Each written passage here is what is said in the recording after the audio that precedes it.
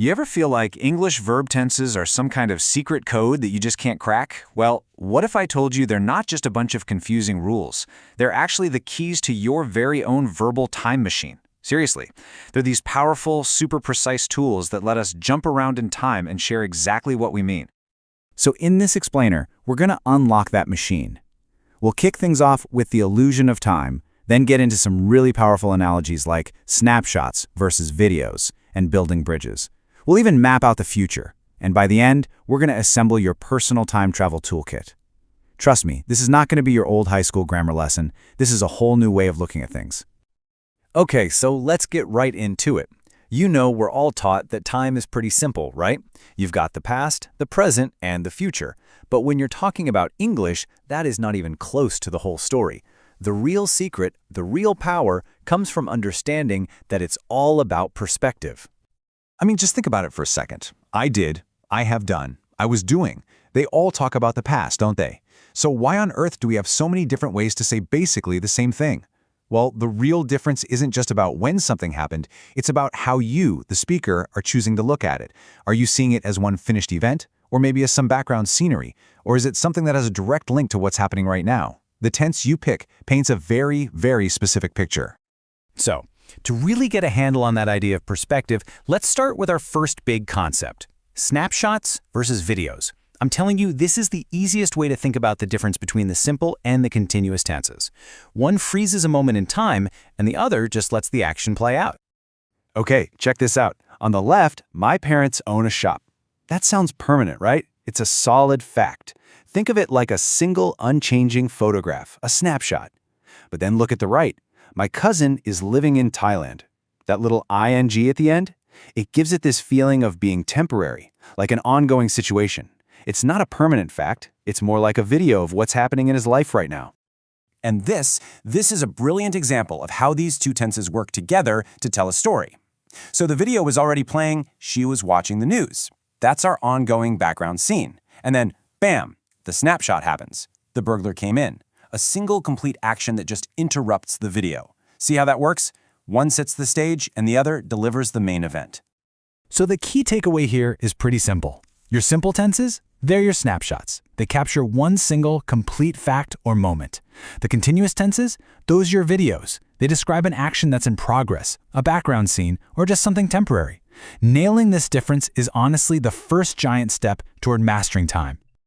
All right, let's move on and add another amazing tool to our kit.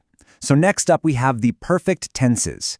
Now, if the simple and continuous tenses tell you what an action looks like, the perfect tenses tell you where it sits in time compared to another moment. Their whole job is to build bridges between two different points in time.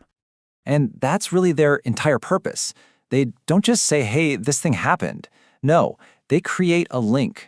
They show how a past action is relevant to a later point in time, and it doesn't matter if that later point is still in the past or if it's happening right here in the present.